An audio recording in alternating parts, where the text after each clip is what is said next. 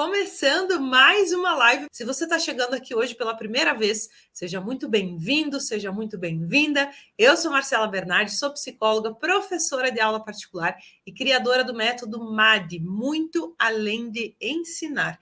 E o meu objetivo com essas lives, sempre que eu faço por aqui, é ajudar você a também ganhar mais de R$ 3.000 por mês como renda extra, com aulas particulares transformadoras para crianças do ensino fundamental 1, mesmo que você não tenha experiência. Então, você está no lugar certo para isso. Na live de hoje, eu vou falar sobre como você pode ensinar a criança, ensine a criança sim, para que ela aprenda e tenha sucesso na aula particular. Mas esse tenha sucesso não é só a criança ter sucesso, não. Obviamente, o seu aluno vai sim ter sucesso, mas você também vai ter sucesso, viu? Então, ensine a criança assim, para ambos terem sucesso na aula particular. É isso aí, Simone, eu também animadíssima, viu? Qual é esse assim, né, afinal de contas? Claro que hoje, em uma única live, não tem como eu passar para vocês absolutamente tudo, qual é o tintim por tintim de uma aula particular, quais são as melhores estratégias de ensino e aprendizagem.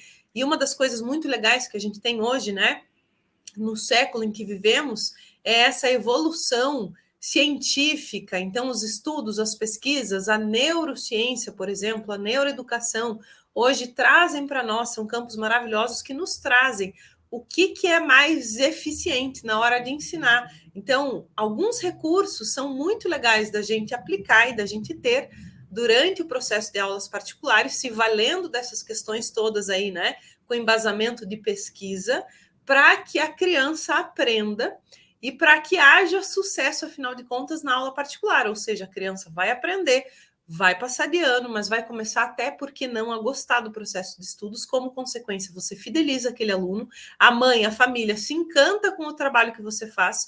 Por conta disso, além de você fidelizar, você começa a ser indicado o tempo todo para dar aulas particulares para pessoas que são indicados daquela família, e você tem sucesso também. Então, significa que você consegue, com tranquilidade, ganhar muito bem com aula particular.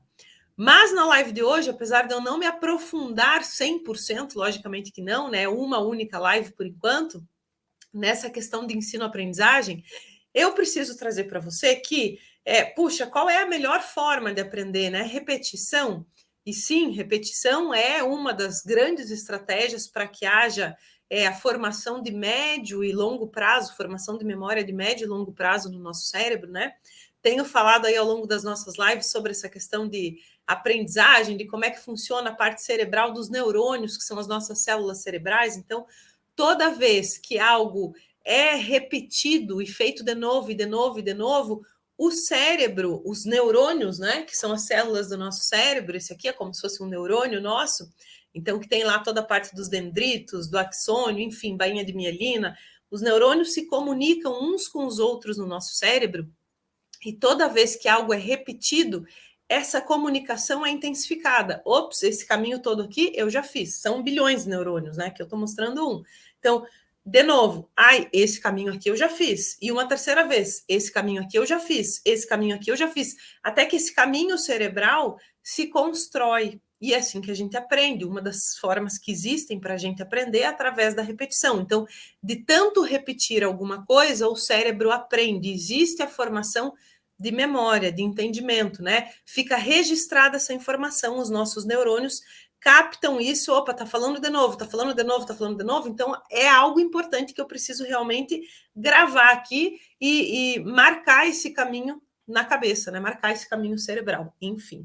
Repetição falando sobre uma delas. Só que a repetição dentro da aula particular, o que a gente precisa cuidar muito, é que quando a gente fala em termos gerais assim de repetição, sem querer, às vezes a gente pensa em cair em algo maçante, em algo chato. Não é porque é para a gente repetir determinadas tarefas, questões com a criança, que a gente vai repetir sempre da mesma forma na aula particular. Pelo contrário.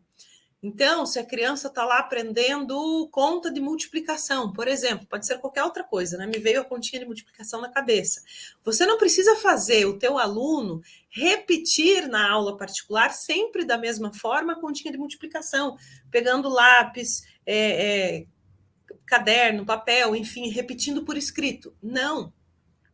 Você pode levar 2 dados, por exemplo, que é algo, né, bem legal relacionado à brincadeira. Joga um dado, joga outro dado. Os números que saírem, vai só até 6. Então, caso a criança esteja aí aprendendo até a tabuada do 5, do 6, por exemplo, né? Dá para você aproveitar. 6 vezes 1, caiu 6 em um dado, 1 no outro. 2 vezes 3, um exemplo. Dá para você levar a roleta, né? Criar uma roleta, até em casa mesmo, recortar de papel redondinho e girar a roleta. Então, a criança gira a roleta para descobrir. Ou seja, a gente está repetindo a mesma informação, treinando aquela continha de multiplicação, por exemplo, mas de formas diferentes. Essa repetição não precisa e nem tem que ser feita sempre da mesma forma, porque isso se torna maçante.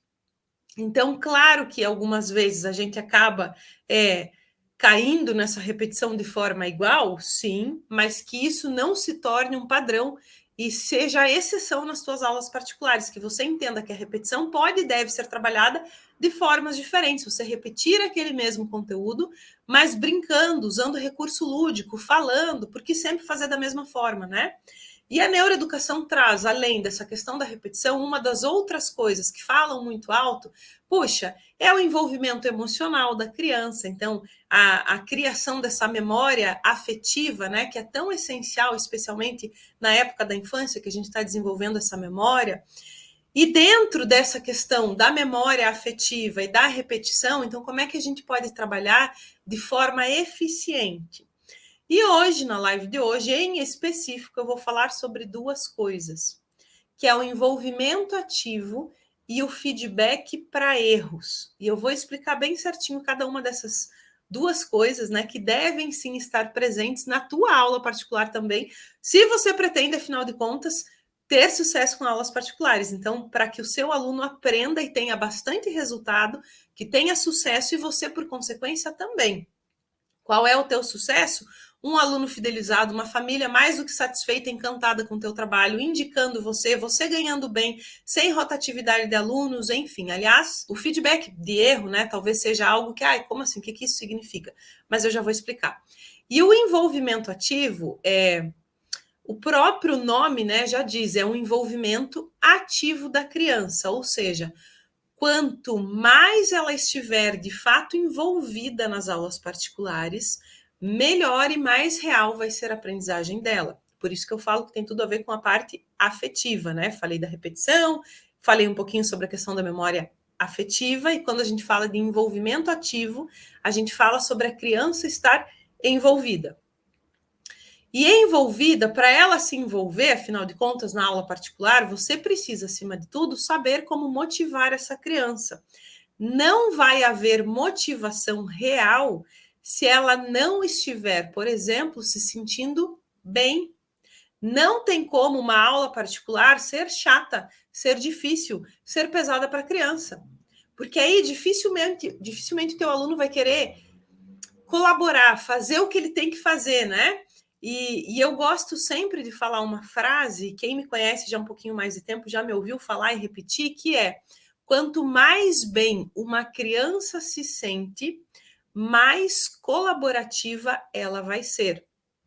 Significa que se o teu aluno está se sentindo bem naquela aula particular, e entenda-se bem, bem literalmente mesmo, de tudo, né? O ambiente, o espaço, o momento da aula particular precisa ser algo acolhedor, precisa ser um momento em que aquela criança se sinta confortável com você, segura, confie em você, tenha vínculo afetivo, vocês criem uma conexão, e existe a forma certa de fazer isso, logicamente, né? Aquela criança vai se sentir bem. E se ela se sente bem, dificilmente ela vai se recusar a fazer o que tem que fazer na aula particular, por exemplo. Então, passa por aí também essa questão desse envolvimento ativo, porque não tem como essa criança ser ativa, ser protagonista do próprio processo de aprendizagem, se acima de tudo ela não estiver se sentindo acolhida e bem dentro dessa aula particular. Faz sentido? Então, pensem nisso acima de tudo. Puxa, se eu preciso colocar a questão do envolvimento ativo dentro da aula particular, não tem como eu permitir que esse meu aluno se sinta confortável para ser protagonista, para não ser um mero espectador da própria aula particular, né? Alguém passivo, só ouvindo, recebendo informação, sem poder falar, sem dialogar, porque eu sou adulto, mando e a criança obedece, isso não cabe de jeito nenhum na aula particular. Se não houver esse ambiente assim, não tem como existir esse envolvimento ativo por parte da criança. Do que? De ela querer fazer, de ela querer, jogando os dadinhos lá, fazer a continha de multiplicação na cabeça dela.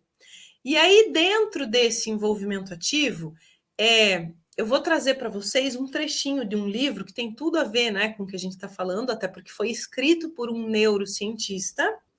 É assim que aprendemos. Hoje eu vou trazer um trechinho desse livro escrito por um neurocientista que tem a ver com essa questão do envolvimento ativo da criança, do nosso aluno na aula particular.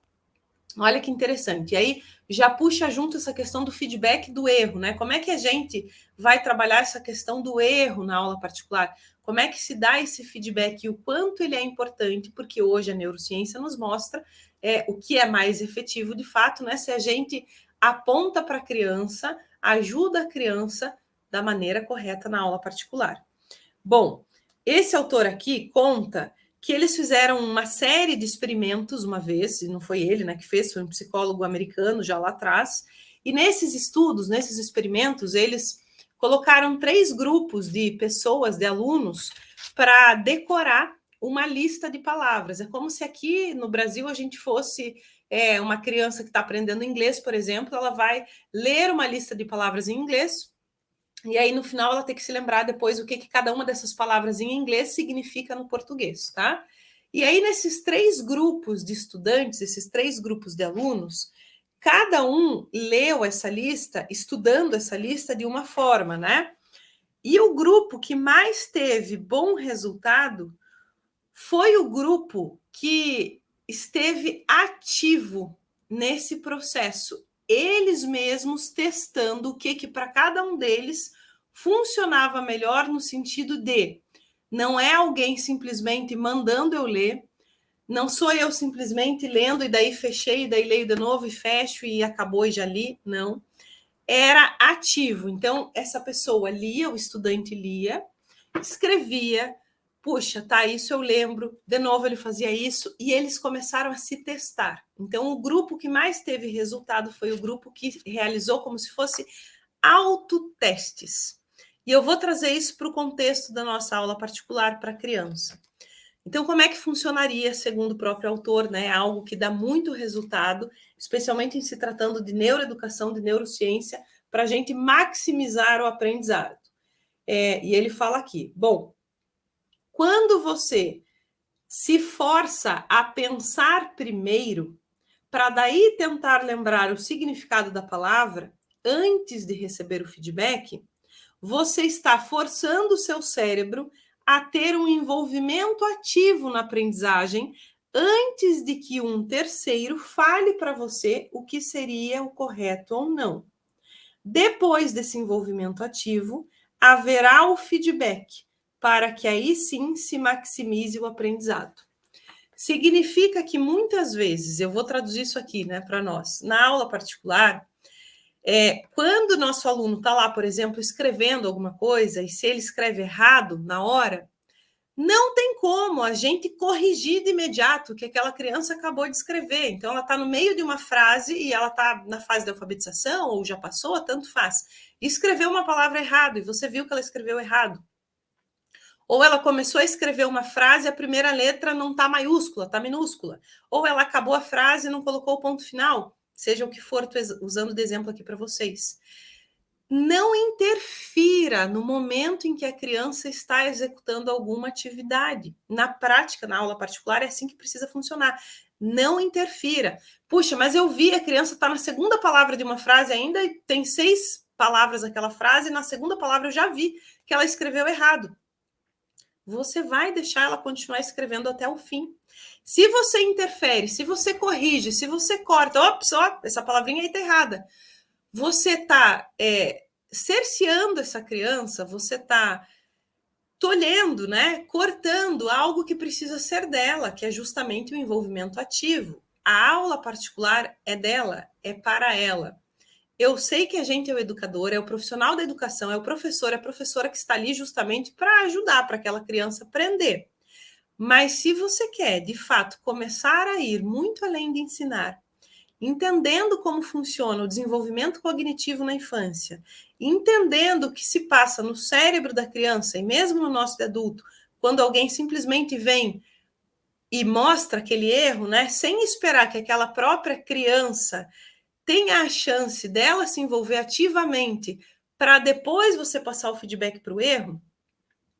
Se você não tiver o conhecimento disso, você vai se afastar cada vez mais de uma aula particular transformadora, de uma aula particular que vai muito além de ensinar, que vai trazer muito sucesso para você, muito sucesso para a criança, que vai te colocar em uma posição de evidência, que vai fazer com que você comece a se tornar referência na tua região como prof de aula particular. E são nesses pequenos detalhes da prática que moram também esses grandes diferenciais. Então, você não pode simplesmente cortar a criança, o teu aluno, mesmo sendo você o professor, a professora, mesmo vendo naquele exato momento que a criança fez alguma coisa errada.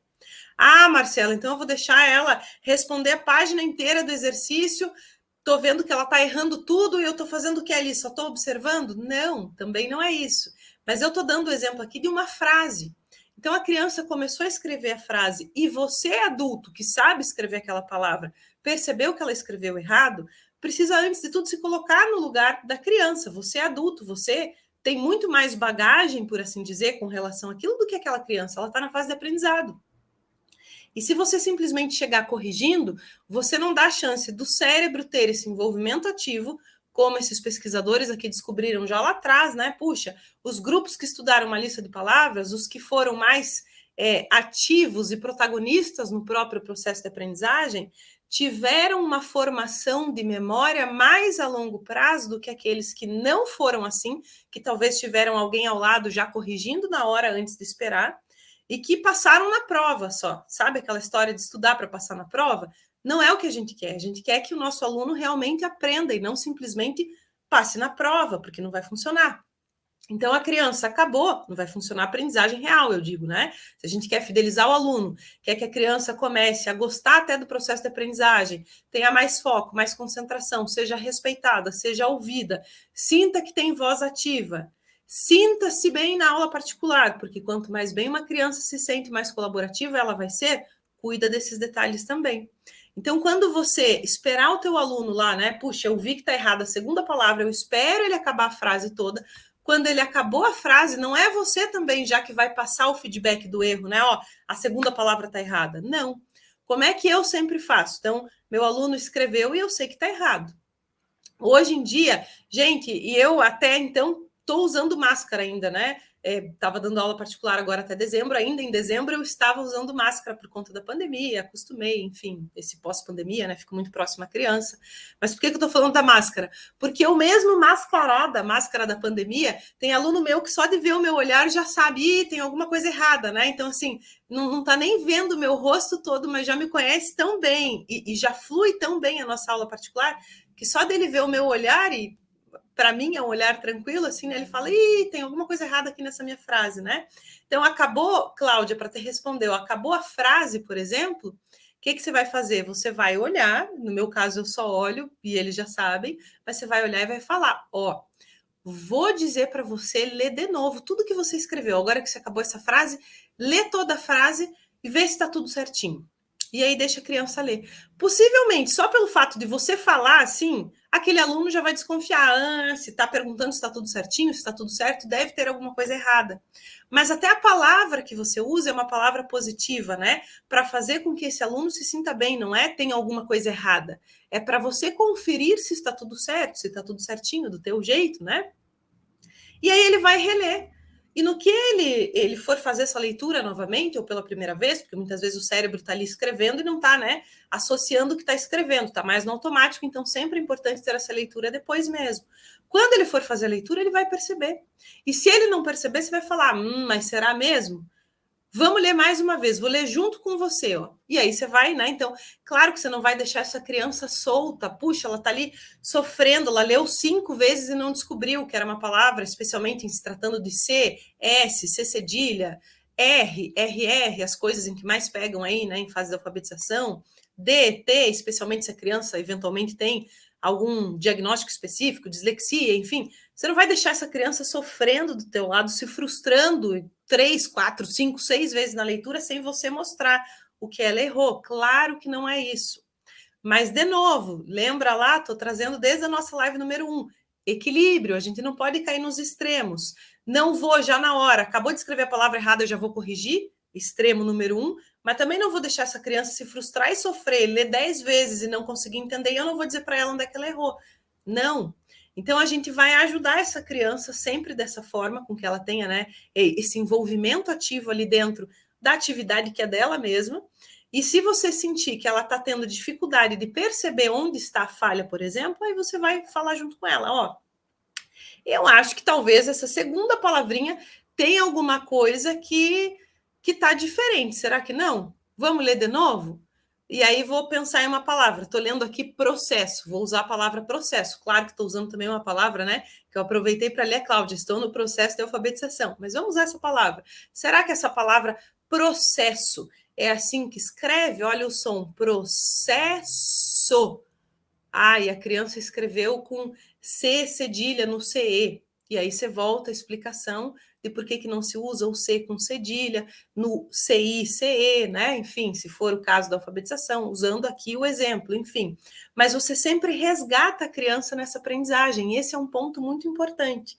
Então, se essa criança errou lá a escrita do processo com CE colocando C cedilha, opa, para você já é um indicativo muito legal também de você perceber que se é uma falha que acontece até recorrentes vezes, é uma aprendizagem que precisa ser resgatada lá atrás. Talvez exista um degrau anterior aí nessa fase da alfabetização que ficou para trás e que você vai precisar reforçar nas aulas particulares, o que é um ponto bem legal. Então, serve para você também essa questão desses erros, né? Para você ir avaliando, você ir ajustando. Se for preciso até combinar e realinhar com a família, olha, a gente está tendo aula particular de matemática, eu sei que foi o que foi pedido aqui no início, mas eu tenho percebido que o fulano talvez se beneficiaria muito se a gente também fizesse aulas particulares de língua portuguesa, para que eu possa auxiliar ele nessa questão de alfabetização. O que você acha? Se a gente acrescentar mais um dia na semana, vou ver como é que está minha agenda, enfim. Eu, como sempre, abrindo parênteses aqui também, mas né, aproveitando para vocês entenderem. Puxa, olha quanta coisa vem a partir de um erro da criança se a gente não mata o erro na hora, porque estaria errando se matasse esse erro na hora. A criança precisa ter a chance de se envolver ativamente. A criança precisa ser protagonista no processo de aprendizagem. A criança precisa, depois de tudo, receber o feedback do erro, para ela dar chance para o cérebro dela mesma percorrer esse caminho de formação de memória de médio e longo prazo. Senão, seria somente um terceiro tentando colocar alguma coisa ali para ela que não vai funcionar, não vai fazer sentido. Para ela não faz sentido. Mas quando você permite que ela mesma, criança, perceba e avalie, então num ditado, por exemplo, também, né, quando você permite isso, essa criança vai começar a formar a memória real e vai ter um aprendizado efetivo, porque ela precisa ter esse olhar. E aí, uma vez feito isso, o cérebro lembra, ops, então, um ditado, português, inglês, tanto faz, 10 palavras, 15 palavras, 20 palavras. Tem vários colégios que fazem ditado também, né? Estou falando do ditado, que também é algo bem recorrente nas minhas aulas particulares, das crianças que eu atendo, fazem bastante ditado na escola. Então, a gente treina ditado também. Tem um colégio particular bilíngue aqui em Curitiba e eles fazem muito spelling, né? Que é esse ditado, tem ditado oral, ditado escrito, enfim. Então, são palavras em inglês para a criança treinar. Pode ser também no português, pode ser qualquer outra disciplina. Estou dando exemplos para vocês aqui para deixar concreto isso que eu estou explicando. Então, a criança, eu vou ler a palavra em inglês e ela vai escrever para treinar o ditado dela. Claro que na hora eu já não estou corrigindo se ela escreveu a palavra errada ou não. E aí, de 10 palavras, eu já vi que ela errou 3, por exemplo. Eu não vou diretamente, já ao final do ditado, passar esse feedback de erro falando, ó, essa aqui você errou, essa aqui você errou, essa aqui você errou. Não. E eu sei que muitas vezes na escola é assim. Mas a aula particular é diferente da aula de sala de aula. Na aula particular, eu preciso dar chance para a criança ser protagonista do próprio processo de aprendizagem. Eu preciso fazer com que ela tenha esse envolvimento completamente ativo dentro das aulas, em toda a sequência de aulas. Então, aí as crianças, o que vão fazer? Puxa, acabou o ditado. Eu falo, agora, antes de você me entregar, né, o ditado, vou deixar você ler todas as palavras para ver se está tudo certinho. E sempre, só de falar isso, porque e aí ela já vai se acostumando com a ideia de, lá na sala de aula, quando tem uma prova, não é simplesmente escrever tudo, acabou a prova, já entregou para o professor. Não, é parar, reler tudo que foi feito. Você vai criando esse hábito no teu aluno também, né? Por isso que evolui muito o desempenho dele na escola, a produtividade aumenta demais, com mais gosto pelos estudos também. Por quê? Porque o que era chato, maçante, que é sempre o adulto falando, é sempre a prof mandando, é sempre a prof corrigindo, apontando erro, passa a ser algo dele, né? Fazendo muito mais sentido para ele. Então, o que a criança faz? Vai reler tudo, pelo menos uma vez antes de entregar. Nessa leitura, ela já identifica possíveis erros. Se ela não identificou, você identificou uma palavrinha que tem alguma coisa que não está certa. Verdade, concordo com essa palavra. Mas tem mais. Tem mais uma ou tem mais duas palavrinhas. Tenta descobrir quais são. E você força o quê? Ela resgatar no cérebro dela, ai meu Deus, essa se escrevia assim, essa como é que se escrevia? Eu estou forçando, né? Fazendo, permitindo essa criança resgatar essa aprendizagem no cérebro. Não sei, não consigo. Para mim era só essa uma palavra que estava errada, mas eu, prof, estou vendo que são 3. Aí sim eu vou mostrar para ela. E aí sabe o que acontece? Eu já dei tempo dela pensar sobre esses erros, né? Quando eu mostro para ela, sabe aquela coisa, ai, não acredito, droga, não lembrava, era bem essa. Quando você faz o ditado de novo, ela não erra essas palavras. Por quê? Porque você fez ela passar por esse processo. Não foi simplesmente você pegando lá o papel errado, não vai funcionar. Qual é o envolvimento dela assim? Nenhum. Ela está simplesmente decorando alguma coisa, né? Mas você não está permitindo que esse cérebro aí tenha esse total envolvimento no próprio processo de aprendizagem.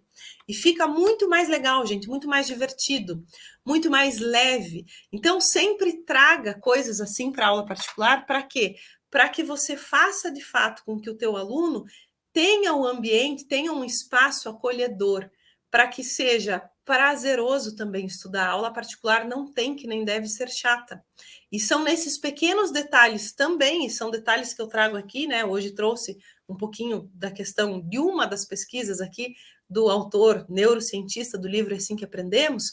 Esses pequenos detalhes começam a fazer total diferença. Super dica, e as escolas não fazem isso. Não fazem. Não fazem. É muito triste, né, a gente pensar nisso. Tem até um trechinho do livro que fala alguma coisa sobre isso. Ó. É por isso que tanto os estudantes como os professores preveem exatamente o oposto daquilo que se observa experimentalmente. Para eles, quanto mais estudamos, melhor nos saímos. E aí a maioria dos estudantes nas escolas gastam espontaneamente seu tempo simplesmente lendo e relendo os apontamentos das aulas e os livros didáticos, realçando cada linha com uma cor diferente do arco-íris de forma automática. Infelizmente, hoje, né, no nosso sistema educacional dentro das escolas, eu sei que não é isso que acontece na maioria das vezes, não é isso que eu expliquei para vocês, mas também sabemos que dentro de uma sala de aula é completamente fora da realidade a gente conseguir dar uma atenção exclusiva e 100% individualizada para cada criança. Por isso também tão mágico a aula particular, né? A aula particular, gente, é tremenda, porque a gente sendo professor de aula particular, independente se dá aula em escola também ou não, a gente consegue dar 100% da atenção para aquela criança. Aquela criança sente e sabe que tem 100% da nossa atenção. Então, esse vínculo afetivo é maravilhoso. Essa criança se sente muito bem, se sente respeitada, amada, envolvida, motivada a aprender. Não está só fazendo as coisas mecanicamente, lendo, relendo, grifando, mas cadê, né? Esse sistema de ela resgatar na cabeça dela como é que faz tal conta, ou como é que escreve tal palavra, e aí escreveu a frase numa atividade, numa tarefa de casa qualquer, uma tarefa corriqueira que a criança tem, né? Cadê o feedback do erro na sequência e não na hora e da forma certa? Ou seja, são duas coisas esse feedback do erro, né?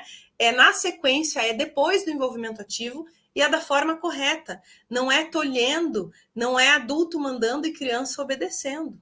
É mostrando, é fazendo com que ela perceba, para que depois, aí sim, você passe o feedback da maneira correta.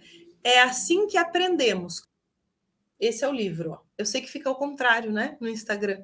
Acho que no YouTube e no Facebook tá certinho, mas ó, é assim que aprendemos. Porque o cérebro funciona melhor do que qualquer máquina. Ainda. Parênteses ainda é do próprio autor aqui já na capa. E graças a Deus ainda, né? Então, assim, bom, não tem nem palavras assim para falar para vocês tudo que tem nesse livro. Para quem gosta de ler, de se aprofundar, é um livro maravilhoso também. Ó, fiquem com Deus. Super obrigada pela companhia hoje, pessoal aqui do Facebook, do YouTube, pela participação. Vocês tenham um final de semana abençoado, bom descanso. Beijo, beijo. Fiquem com Deus. Tchau, tchau.